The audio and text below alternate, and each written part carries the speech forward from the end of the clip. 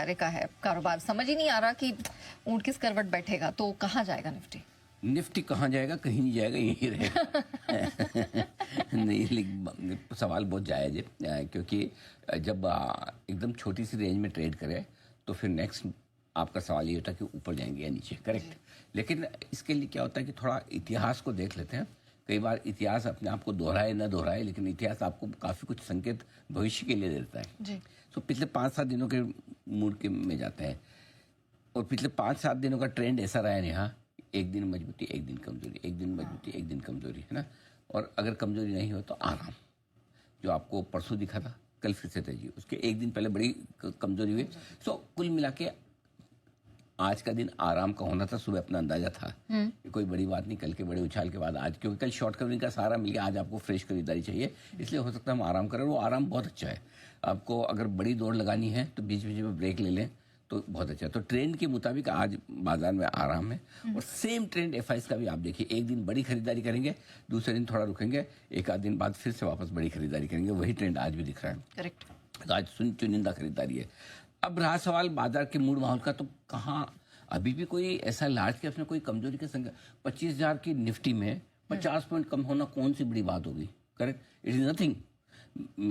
Sensex 150-200 point घटना कोई बहुत बड़ी बात है ही नहीं। बैंक निफ्टी तो ये लो जी हरे निशान में भी आ रहा है, ठीक है। तो इसलिए दिग्गजों में भी अभी तक कोई ऐसी कमजोरी का संकेत नहीं है। एक ऐसा अभी तक एक भी लेवल ऐसा नहीं तोड़ा जिससे ये कहें कि लार्ज कैप थोड़े वीक हो रहे हैं। पहली बात, छोटे शेयर तो इतने जबरदस्त हैं, तो ब्रॉडर मार्केट का मूड माहौल, तो आप सुबह से देखो आपको लॉन्ग कॉल मिलेंगे, शॉर्ट कॉल मिलेंगे ही नहीं, क्योंकि इतने लॉन्ग कॉल बन रहे हैं, इतने चार्ट्स पे ब्रेकआउट आ रहे हैं।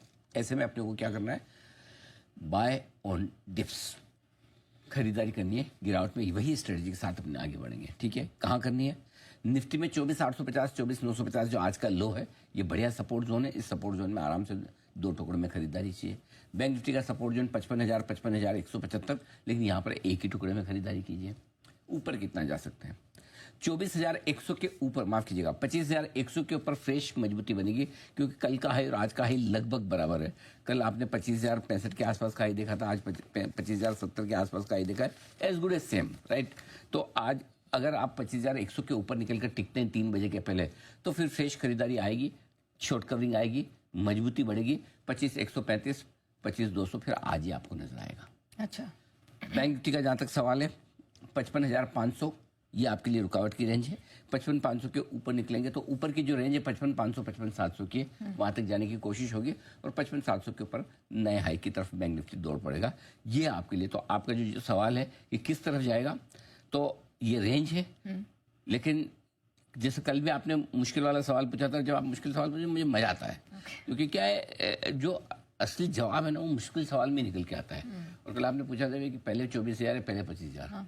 मैंने साफ कहा, मैंने कहा 25,000 पहले आएगा, और उसके संकेत ज़्यादा है, क्योंकि आप 1-2 दिन का ट्रेंड आपका वोलेटाइल हो सकता है, लेकिन जो बड़ा ट्रेंड बन के निकल आ रहा है, जो आपने 7 अप्रैल से नए ट्रेंड की शुरुआत की, वो बहुत मजबूत है, स्ट्रांग है, और एक तरफा तेजी का है। तो ये ट्रेंड आपका एक दिन में नहीं बदलता, 2 दिन में नहीं बदलता, और जब तक इंपॉर्टेंट सपोर्ट लेवल नहीं तोड़ते तब तक नहीं बदलता। और सपोर्ट अब जो रेंज है बहुत ऊपर आ चुकी है। 24,500 के नीचे ही आपको कमजोरी फील करनी है, उसके पहले करना ही नहीं है। उसके पहले जितना करेक्शन आया, रनिंग करेक्शन। बैंक निफ्टी में 53,400 के नीचे ही, 53,500 मान लो राउंड फिगर में, याद रखना चाहिए। उससे पहले कमजोर हो गई नहीं, तब तक रनिंग करेक्शन है, वो तो बहुत दूर है अभी भी। सबसे पहले एक सबसे छोटा लेवल है जिसके नीचे आप कमजोर हो, वो 23,900 है, सॉरी 24,900। आज भी 24,950 से घूम गए। तो कहाँ कमजोरी अभी है? नहीं, बिल्कुल नहीं है। तो क्या इसी वजह से मिड और स्मॉल कैप को कॉन्फिडेंस है? मिड और स्मॉल कैप को कॉन्फिडेंस 2 वजह से। एक तो ये बिल्कुल जो वजह कि आपने कहा कि भाई लार्ज कैप चल रहे हैं, बढ़िया तेजी है। तो हमेशा क्या होता है, जब भी भारी भयंकर मंदी थी, 22,000, 22,500, तब आप किसी को भी पूछो, एक फंड में जो बता जो बोलता कि मैं मिड कैप लूंगा, स्मॉल कैप लूंगा, सब क्या लार्ज कैप लेंगे, लार्ज कैप लेंगे। वो होता भी है, क्योंकि जब मार्केट घटता है और वापस बढ़ना शुरू करता है, सबसे पहले आपको बड़े शेयर खरीदने हैं, क्योंकि उस वक्त उनमें रिस्क कम होती है, है ना। बढ़े भले कम, लेकिन जब बड़े शेयर एक लेवल तक चलकर आ जाते हैं और उस समय आप छोटे शेयरों को नेग्लेक्ट करते हैं, नहीं अभी इनको नहीं लेंगे, बाद में लेंगे। अब वो बाद क्या है? यही तो है वो बाद जब लेना था। तो अब आ रही है, एक तो वो रीजन है। दूसरा क्या है, अगर कभी कभार अभी बीच में 2 दिन आपने देखा एफआईज बड़े बड़े बेच गए, अब आपको ये तो नहीं पता ना कौन सा एफआईज कब बेचेगा। भाई लॉन्ग ओनली फंड खरीदेगा तो कोई हेज फंड बेच जाएगा, कोई फंड इंडिया पे बुलिश है और चाइना पे बेरिश है, वो रिवर्स करेगा तो वो बेच जाएगा। यू नेवर नो, एफआईज में तो अलग अलग तरह के इंसान है ना, कभी कोई भी बेच सकता है। तो ऐसी सिचुएशन में एफआईज के पसंदीदा स्टॉक बेचने में तो वही एचडीएफसी, आईसीआईसी, टीसीएस, रिलायंस होते हैं। उनको थोड़ी ये वाले बेचने हैं, छोटे छोटे जो हमारे चल रहे हैं, हाँ। है ना। सो इसीलिए मिड कैप स्मॉल कैप शेयरों में वहां पर सेलिंग प्रेशर भी कम है, तो आसानी है उनके लिए। तो इसलिए मिड कैप स्मॉल कैप के बढ़ने की दोनों वजह, एक कैचअप रैली और दूसरा एफआईज की बिकवाली का प्रेशर आने का डर ही नहीं है वहां पर। ये दोनों चीजें बढ़ा रहे हैं। डन। तो सर अब सेक्टर्स भी बता दीजिए, कौन से तेजी वाले हैं, कौन से कमजोर हैं? भारत सरकार सर तेजी वहीं की वहीं है एकदम। आज देखो सारी सरकारी कंपनियां, पीएसयू स्टॉक्स गजब के एक्शन में। इनफैक्ट आज पिक्स भी वहीं से आई, क्या अधिकतर करोगे, picks वहीं में। सारे आए। कहीं रेलवे देखो जबरदस्त चल रहे, पावर देखो जबरदस्त, हमारा एचएल देखो। याद रखना, बता रहा हूं मैं, फिर मत बोलना बार बार नहीं बोला था। हाँ। 10,000 ना हो जाए तो नाम बदल देना। इनफैक्ट सर आपने एचएएल का जिक्र किया तो मैं बता देती हूँ, रिकमेंडेशन आप ही की तरफ से आई थी, एक बार दिखा देते हैं। एचएएल पर, डिफेंस स्पेस पर क्या रिकमेंडेशन थी?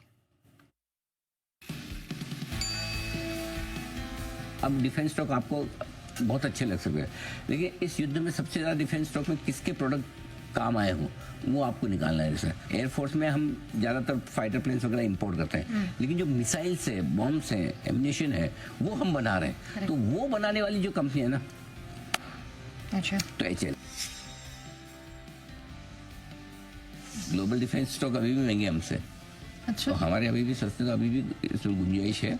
और मैं फिर कहता हूँ कि किसी दिन एचएल को 10,000 रुपये में ना देखूँ तो मुझे लगता है फिर इस कंपनी ने पैदा होकर क्या किया है।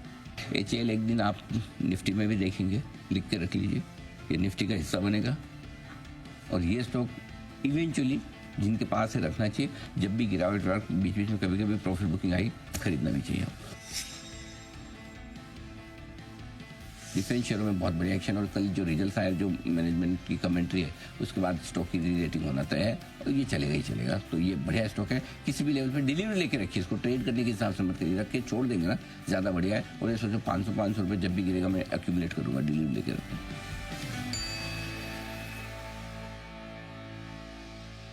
तो सरकारी कंपनियां, डिफेंस, पावर, रेलवे और कुछ रह गया सर? हाँ रह गया, बहुत कुछ रह गया। देखो मार्केट इंफ्रास्ट्रक्चर स्टॉक्स जो हम कहते हैं, जो बाजार से जुड़े हुए stocks, brokers, mutual funds, registrar and transfer agents, depositories, क्या गजब की तेजियाँ हो रही है बाजार का। मैं 2 दिन पहले से बोल रहा हूँ, परसों बोला, आज कल फिर बोला, आज फिर बोल रहा हूँ, जो जो लोग मैदान छोड़ के भागे हैं ना, वापस लौटने का टाइम आ गया है। ये वो मार्केट है, वापस आपको पैसा देने के लिए आमंत्रित कर रहा है। अब नो डाउट सारे नहीं आएंगे, किसी किसी को जरूरत से ज़्यादा मार पड़ी है, वो को बहुत सारे लोगों ने वो हाथ में गंगा जल भी लिया होगा, कोई बहुत सारे लोग महाकुंभ में भी गए तो डुबकी लगे हुए। आज के बाद कभी नहीं करूँगा मार्केट, उन लोगों को छोड़ दो।